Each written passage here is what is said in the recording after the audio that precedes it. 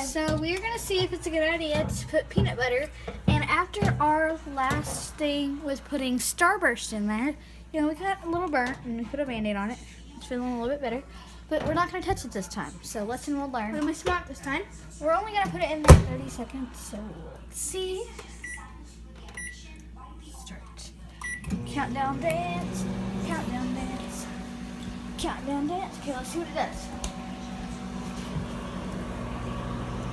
You can see it start to melt, but other than that, it doesn't look like it's doing much. Okay, now it's doing much. Okay, it's starting to sound like popcorn. Kind of hoping this countdown goes a little bit faster before it explodes. 5, 4, 3, 2, 1. Do not touch it. Okay.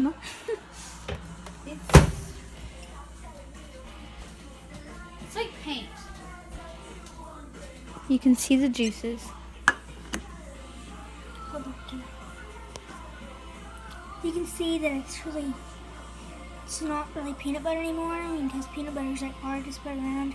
Look at this. This is easy. It's like I said, it's kind of like paint.